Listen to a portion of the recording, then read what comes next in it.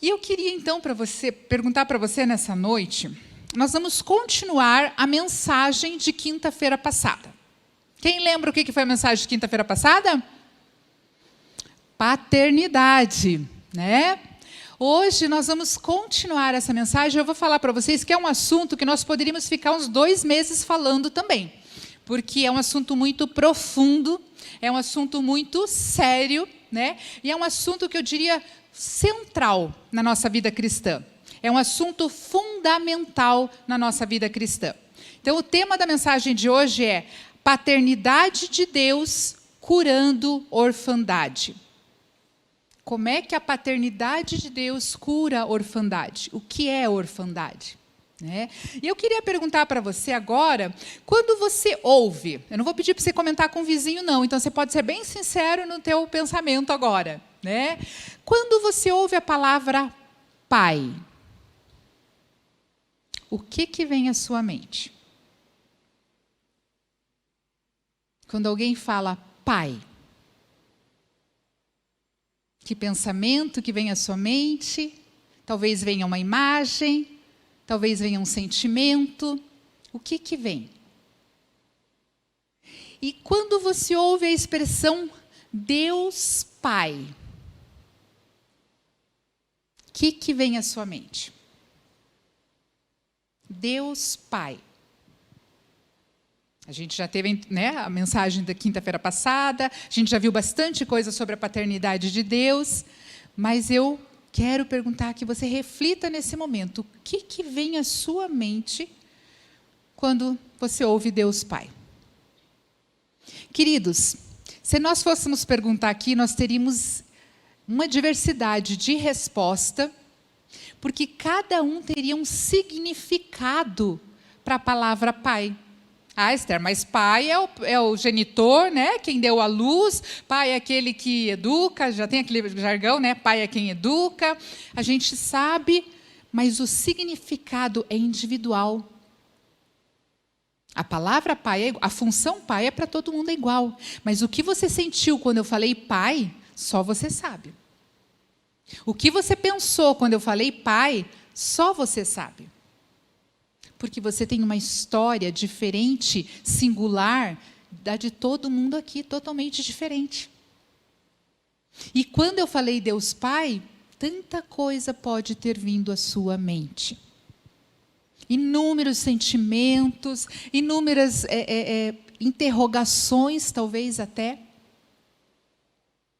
Uma vez eu conheci uma pessoa que ela disse assim, olha, se eu estiver num culto, estiver numa mensagem, e estiver falando coisas, né, sobre Deus, né, que Deus faz, Deus é criador, Deus é tremendo, Deus é poderoso, eu fico bem animada, eu estou ali junto na pregação, eu estou feliz, mas se eu escuto a pessoa, o pregador falando que Deus é Pai, ela falou, na hora meu coração trava.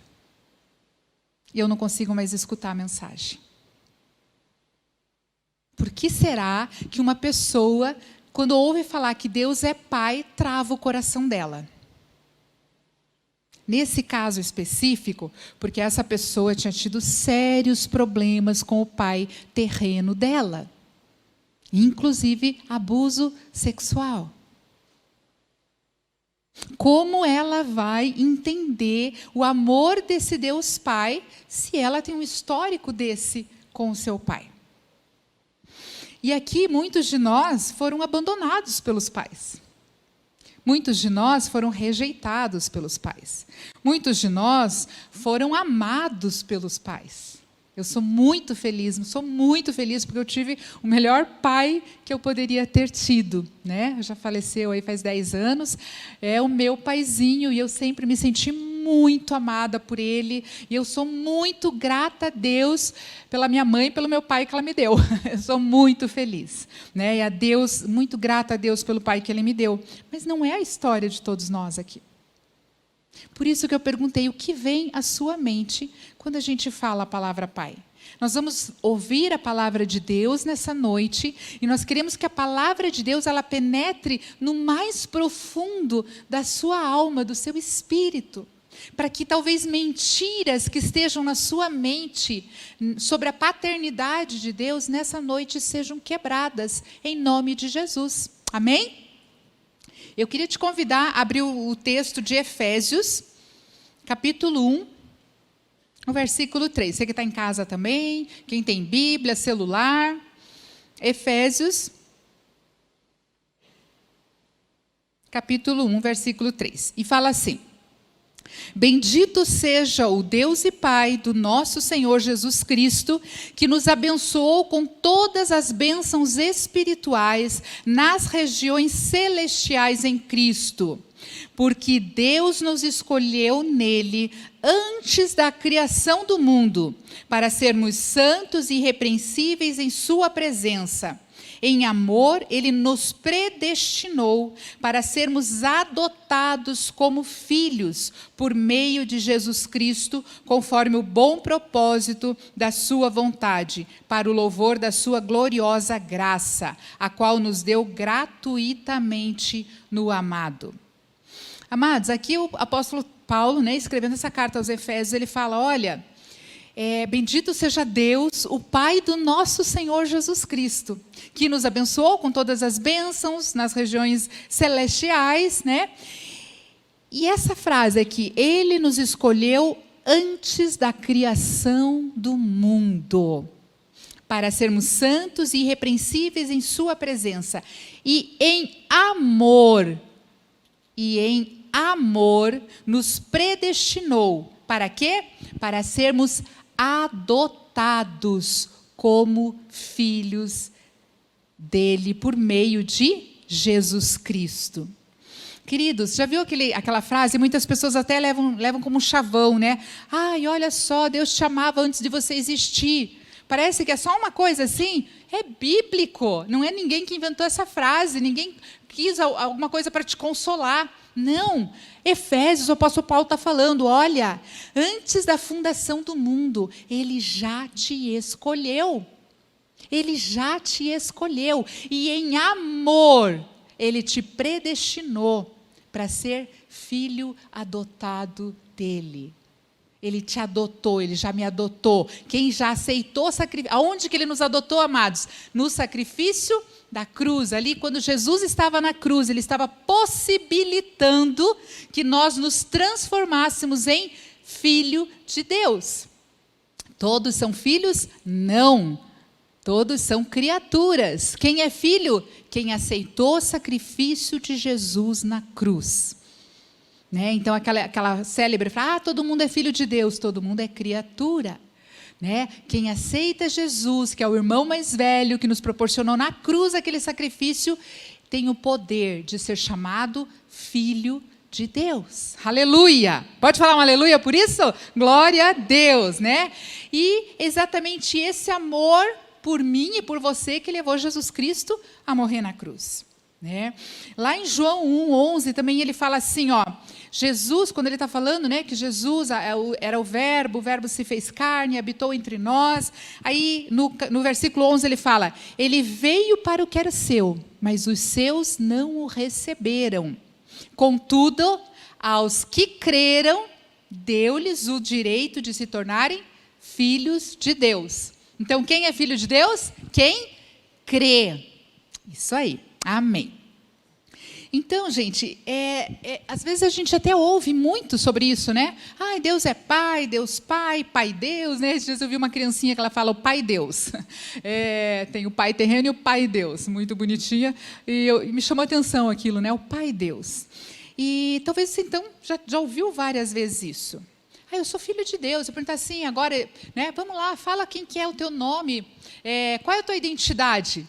A gente já aprendeu que antes a gente não fala, a nossa identidade não é a minha profissão, A minha identidade não é o que eu faço, a minha identidade não é o que eu tenho, não são os certificados que eu tenho, não é o carro que eu tenho. A minha identidade, o que diz quem eu sou, é ser filho de Deus, ser a imagem de Deus. Então, quem que dá identidade para uma criança é o pai. Na carteira de identidade, o que tem lá? A primeira coisa? Filiação.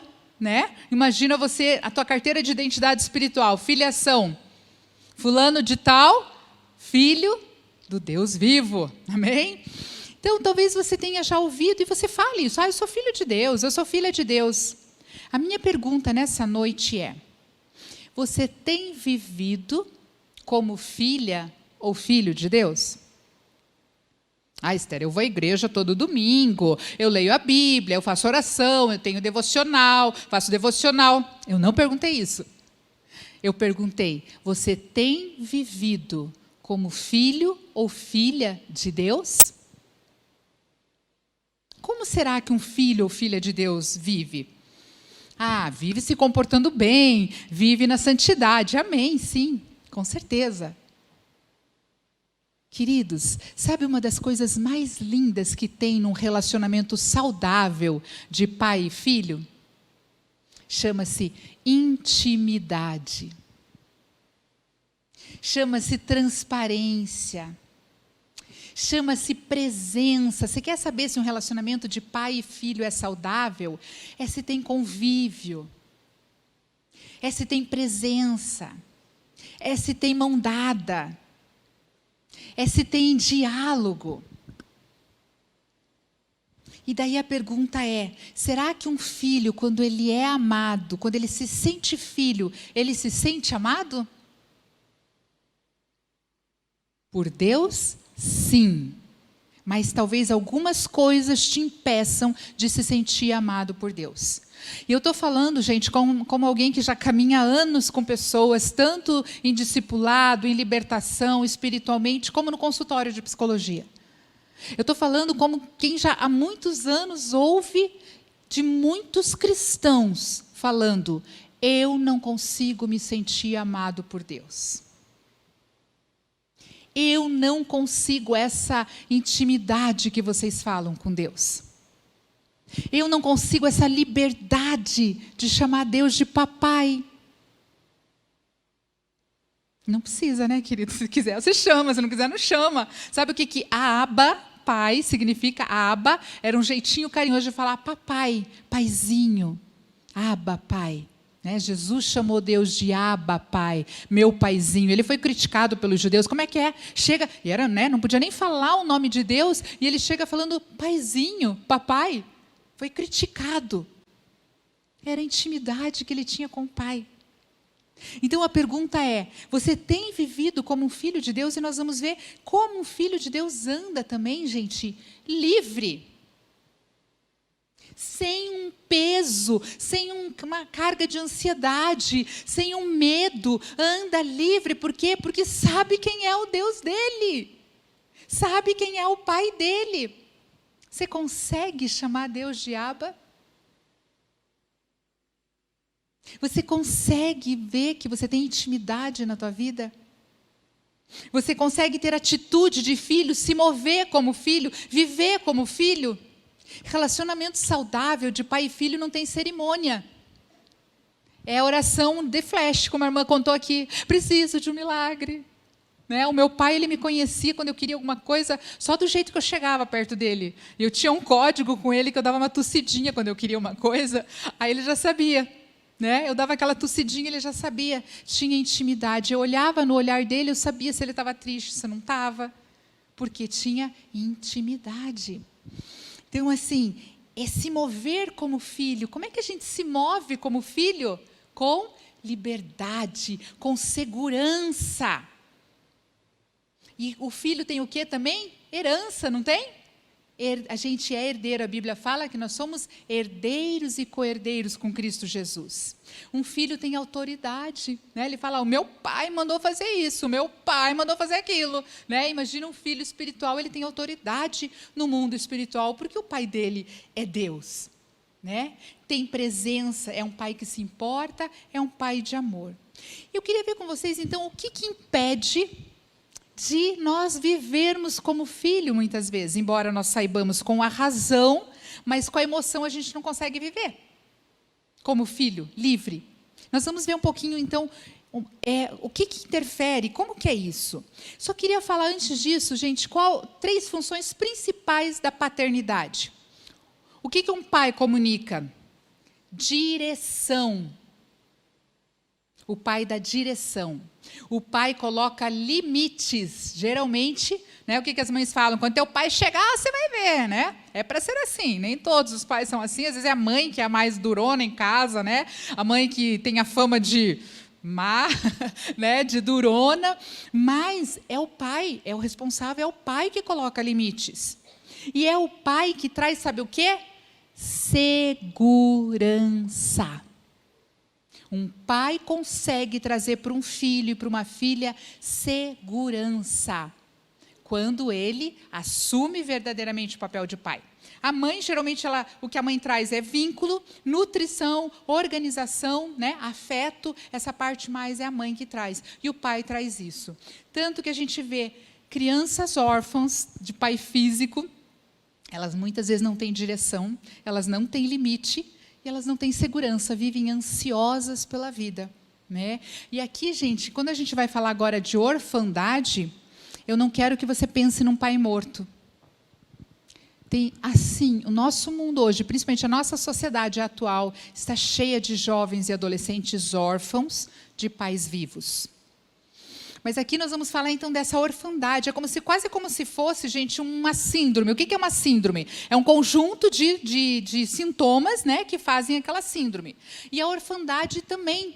Então, a gente vê na igreja muitas pessoas órfãos de pai físico e que ainda não conseguiram adotar Deus como pai. Foram adotados como filhos, mas não adotaram Deus como pai ainda. Então, gente, quais seriam as características de alguém que tem orfandade? Quando vocês ouvirem falar por aí espírito de orfandade, não é um espírito demoníaco sobre orfandade, né? É o espírito, é o que impera ali na vida daquela pessoa. Gente, normalmente, alguém que não teve um pai presente, um pai que foi um pai bom, né? Um pai que fez a função dele, é uma pessoa extremamente competitiva.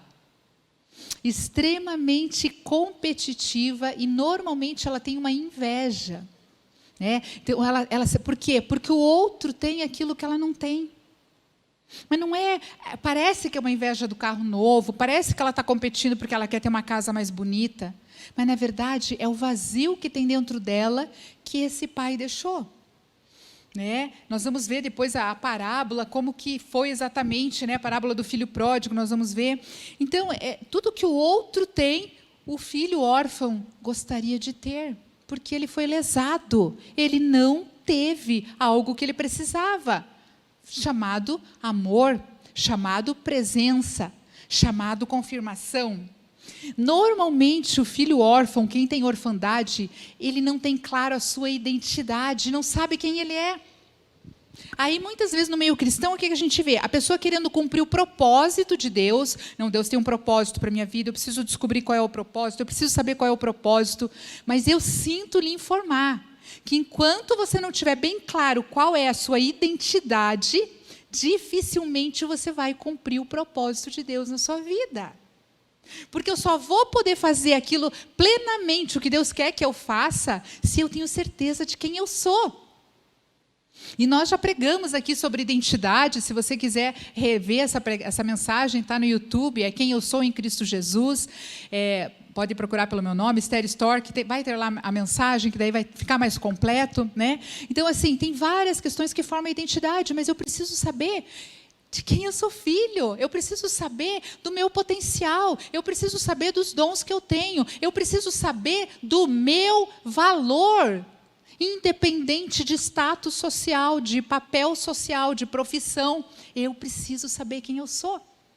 E se eu não sei quem é o meu pai, dificilmente eu vou saber quem eu sou. Então, a pessoa que não teve um pai presente, dificilmente... Porque sabe o que, amados? É o pai que diz, filho, você é corajoso. Filha, você é especial, você é uma princesa. É o pai que traz essa segurança, essa confirmação para o filho. E muitas vezes quem não teve isso passa pela vida sem saber exatamente do seu valor. Não tem direção, fica sempre se comparando, o outro sempre é melhor, o do outro sempre é o melhor, né? E a pessoa sempre está em desvantagem. Muitas vezes vem uma vergonha, um sentimento até de humilhação, muitas vezes, de inferioridade, porque se sente inferior aos outros, porque não teve o pai que gostaria de ter tido. É muito comum nas pessoas órfãos, né, que têm a orfandade, o medo e incredulidade. Porque, veja, se eu não pude acreditar no meu pai, é difícil acreditar em outras coisas. No pai terreno.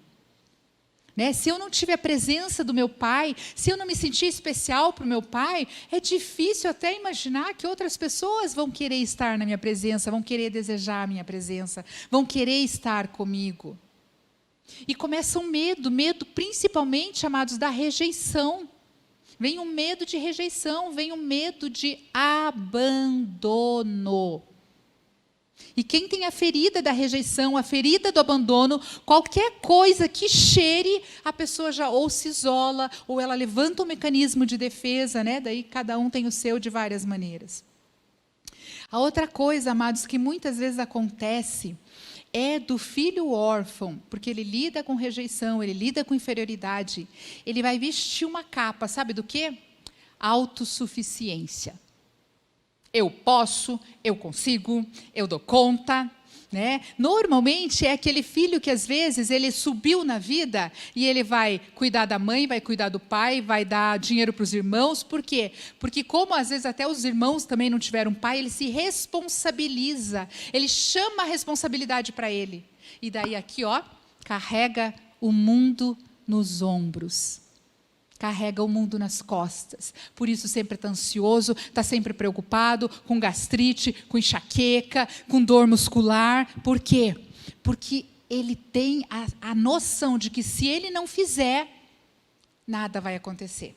Que se ele não fizer, ninguém vai fazer. Porque não fizeram por ele na infância, na adolescência. Né? Então, o filho órfão, ele tem isso, e ele tem uma necessidade, gente, de performance. O que é isso? Eu tenho que mostrar quem eu sou. Eu tenho que mostrar, eu sempre digo assim, gente, quem é, é. Não precisa ficar falando o que é, concordam? Quem é, é. Não precisa ficar falando, não precisa ficar mostrando. É automático, porque isso flui. O filho órfão, ele tem necessidade de ficar falando, ou de um lugar de vitimização, ou de um lugar de super-herói. Muito comum no filho órfão é ser o super-herói. Eu brinco, síndrome de Salvador. Hoje eu vi alguém dizendo, mas se eu não fizer, ninguém faz. Então não faça, porque se você não fizer, alguém vai ter que fazer. Mas e se eu não fizer e alguém fizer, eu vou ver que eu sou dispensável? Percebe? Tem muita coisa no lugar disso, porque às vezes é eu fazendo só que eu posso ver que eu tenho valor, eu sendo utilitário. Aí vem as pessoas que abusam de pessoas assim, né? Que gostam sempre de estar sendo utilitários, disponíveis. Aí vem os abusadores. Ah, essa pessoa sempre fala assim, ela nunca fala não. Ela é, como a gente diz, pau para qualquer obra, né? Ela faz, ela acontece, e as pessoas vão abusar dessas pessoas. Então, gente, ele vive em performance. E a característica principal, inclusive foi feito já estudo científico, de que a maioria das crianças que cresceram sem pai, elas têm uma tendência a ter quadro de ansiedade generalizado. Por quê? Lembra uma das coisas que eu falei? O que o pai traz? Segurança. Se eu fui órfão, se eu não tive pai, normalmente eu vou desenvolver uma insegurança igual à ansiedade, um medo, né, que é igual à ansiedade. Tem uma história de duas irmãs. Uma irmã era mais velha, 5 anos, e nasceu a outra irmã. E o pai era muito apegado com essa irmã, né, que tinha 5 anos. Desde que ela nasceu, ela era para ser a última, né, dali da família. E ela era muito paparicada pelo pai. O pai vivia com ela no colo. E quando nasceu a irmãzinha dela, o pai focou aonde? Na irmãzinha. Essa irmã mais velha, de 5 anos, teve uma ferida na emoção dela, na alma dela, que ela carrega até hoje. É uma adulta já, e ela carrega, já terceira idade, ela carrega até hoje essa ferida. E ela culpa o pai dela até hoje.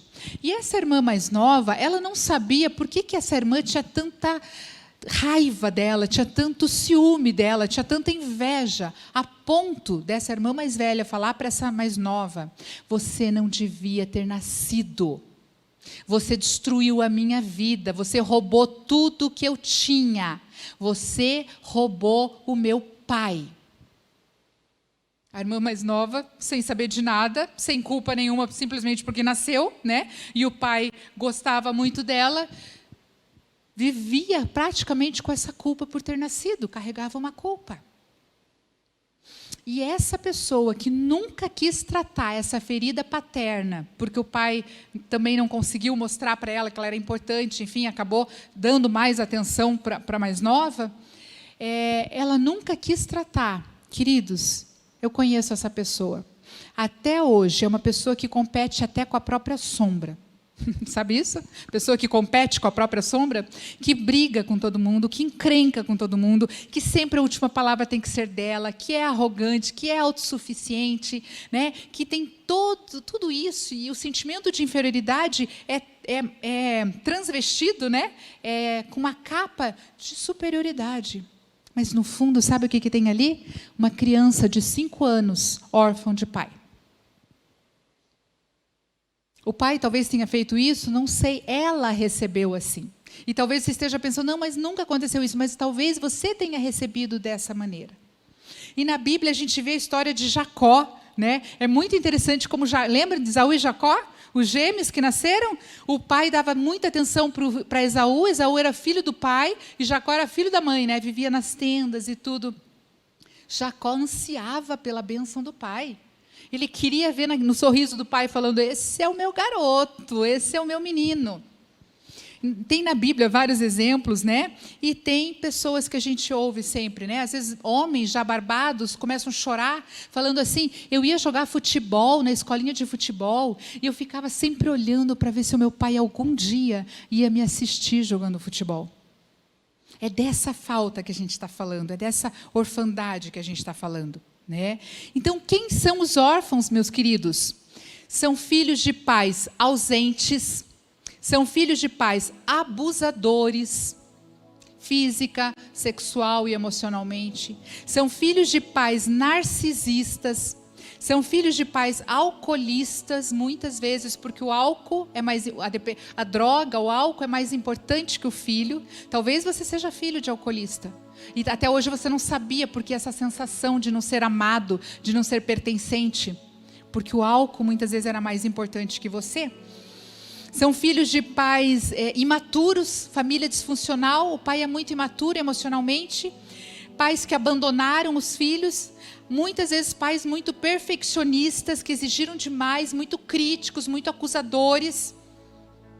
Filhos que não tiveram um olhar, que não tiveram uma escuta, né? Que não tiveram uma confirmação, que não tiveram um lugar de filho, simplesmente filho.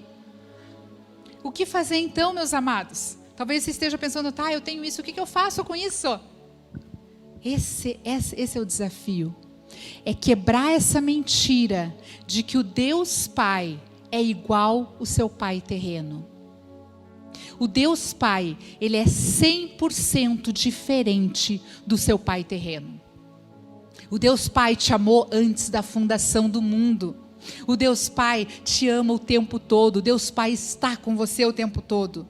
O Deus Pai não é igual o seu pai terreno. E essa é a maior mentira que você pode começar a quebrar hoje, em nome de Jesus. Amém?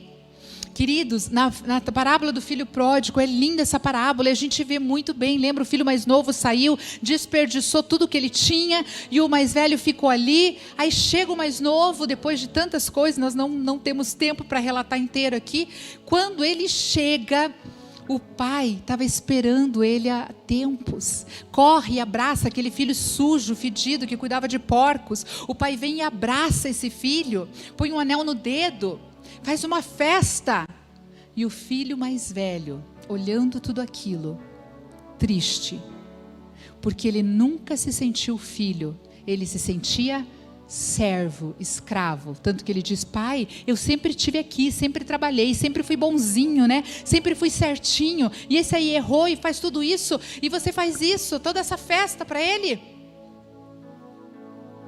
E Deus, né? A figura de Deus é a figura desse pai da parábola. Então Deus mostra para a gente, Deus ama aquele que vai que vai longe de Deus e que volta. Mas Deus ama esse filho mais velho. Só que ele não se permitia se sentir amado. Ele não vivia como filho, ele vivia como escravo, como servo. Talvez você esteja vivendo uma vida cristã como servo só. Alguém precisa de alguma coisa na igreja, eu faço, eu aconteço, eu corro para lá, eu corro para cá, querendo ser aceito, meu amado, minha amada. Você já é aceito antes da fundação do mundo. Você já é aceita antes da fundação do mundo. Você não precisa fazer mais nada para ser amado. Você vai fazer por outras coisas, até por ordem bíblica, mas não para ser amado. O pai da parábola do filho pródigo é o Deus Pai. É esse Deus que nós estamos falando, que você precisa disso, você precisa dissolver, você precisa separar a imagem do teu pai terreno com a imagem desse Pai Deus. Queridos, o Deus Pai, nós cantamos aqui, Ele nunca nos deixará. O Deus Pai, Ele não te abandona. Se você foi abandonado pelo teu pai físico, o Deus Pai não te abandona. Eis que estou convosco todos os dias, até a consumação dos séculos. O Deus Pai está com você no fogo, na água. Lembra Isaías? Ainda que você atravesse pelos rios, eles não te submergirão. Ainda que você vá pelo fogo, ele não te queimará, porque eu estou contigo. Aleluia! Esse Deus Pai não te abandona. Se você tem medo de abandono, se você vive sentindo isso, é o amor desse Deus Pai que vai te curar. O Deus Pai, Ele te vê, Ele te escuta, Ele te olha. Você tem um lugar especial, sabe aonde? Isaías fala, o teu nome está gravado na palma da minha mão. O Deus que nunca vai te esquecer, Ele olha para a palma da mão dele e o meu nome, o seu nome está lá gravado. Ele nunca te abandona. Ele sonhou com você, como a gente leu aqui. Antes da fundação do mundo, Ele já sonhava com você. Talvez você diz, eu fui furo da camisinha, eu não fui esperado, eu fui, um acaso, eu nasci acaso. Não! O Deus Pai sonhou com você. O Deus Pai te chamou à existência. E Ele quer a tua presença. Ele quer estar com você. No jardim do Éden a gente vê, Deus era pai de Adão e Eva. Se a gente for ver a genealogia de Jesus, ele começa de trás para frente, né? Jesus, filho de José, e vai indo. Quando ele chega lá no início, ele fala o quê? E Adão, filho de Deus. E Adão, filho de Deus, e esse pai no jardim do Éden, ele ia toda a viração do dia conversar com seus filhos. Ele tinha prazer na presença dos filhos. Ele queria estar com os filhos, Adão e Eva, naquele momento, né? Então, Deus te ama na prática, não só de palavras. Talvez você fique até confuso, mas meu pai falava que me amava, mas eu não sentia. É a linguagem dupla que a gente fala. Talvez você não sentia por negligência, talvez você não sentia por uma limitação dessa pessoa, porque não sabemos. Mas o Deus Pai, Ele te ama na prática, tanto que mandou o Filho dele, Jesus, para morrer por você e por mim. E Ele também tem disciplina, né? Um Deus que disciplina, um Deus que corrige. A Bíblia diz que Deus corrige o filho que Ele ama. Talvez o teu pai não tenha colocado limites, deixava fazer tudo, e a gente pensa que com Deus é assim. A gente, com o pai, talvez você fazia biquinho e conseguia as coisas, aí você vai para Deus e acha que fazendo biquinho consegue. Deus te leva a sério demais para deixar você ficar fazendo biquinho. Ele te leva a sério demais, porque Ele quer você maduro. Ele quer um filho inteiro. Ele quer um filho pleno, completo, que aprendeu o que é o amor do Pai. Queridos, amor do Pai não significa ausência de problemas. Se eu contasse para vocês tudo que eu já passei na minha vida aqui, muita coisa difícil. Em nenhum momento eu pensei que Deus não me amava. Eu não sabia o que estava acontecendo, mas de uma coisa eu tinha certeza: do amor do Pai. Você já viu gente que não recebe uma bênção de Deus e fala, acho que Deus não me ama? Talvez você falou isso já. Acho que Deus não me ama. Eu vou te dizer, se você sente isso, você precisa hoje receber cura para a tua orfandade. É só a paternidade de Deus que pode trazer cura para essa falta de amor. É só a paternidade de Deus que pode trazer cura para esse sentimento de inferioridade e talvez tudo o que você tenha sentido. está vindo à sua mente agora? Talvez você pense: Esther, você não sabe o que meu pai fez comigo. Eu não sei mesmo, mas eu imagino coisas horríveis, porque eu escuto coisas horríveis todos os dias, de pais que fazem com filhos. Mas eu vou te dizer uma coisa: assim como Jesus te perdoou, você está sendo desafiado nessa noite a perdoar o seu pai. Assim como Jesus te perdoa, você está sendo desafiado, por pior que tenha sido o que ele fez. Eu quero dizer, você pode perdoar o seu pai. Para daí então quebrar essas mentiras que tem na tua mente, de que você não é amado de Deus. Amados, o que o inimigo mais quer é distorcer a imagem do Deus Pai, porque daí ele vê um monte de filho órfão vivendo inseguro e com medo pela vida e não sabendo quem é. Eu queria te convidar a ficar em pé agora, e eu queria pedir que você agora, nesse momento, pensasse isso. O que tocou nessa palavra o teu coração? O que nessa noite falou? Talvez você reconheceu: Esther, eu tenho vivido como alguém que não tem pai. Eu vivo em ansiedade, eu vivo correndo para lá, eu vivo correndo para cá, eu vivo preocupado, eu tenho tanta dor no ombro, eu sofro tanto, eu me sinto tão inferior. Toda inferioridade cai por terra nessa noite, em nome de Jesus. Toda distorção da mente, da imagem de Deus Pai, nós vamos orar para que caia por terra em nome de Jesus. Amém? Eu vou convidar você que percebeu que Deus está falando com você, coloca a mão no coração nessa noite. Nós vamos estar orando agora. Você vai estar entregando todo esse sentimento que até agora você veio carregando. Se você disse: eu fui órfão de pai terreno e eu ainda não adotei Deus como meu pai, que em nome de Jesus agora você toma essa decisão. Amém, aleluia, aleluia, aleluia. Você que está com a mão no coração, repete comigo essa oração. E você que não está, você vai estar intercedendo por quem está agora com a mão no coração. Repete comigo: Senhor Deus, eu quero nessa noite, em nome de Jesus, declarar que eu não quero mais viver como filho órfão. Eu não quero mais viver uma vida de ansiedade, de ter tudo sob meu controle.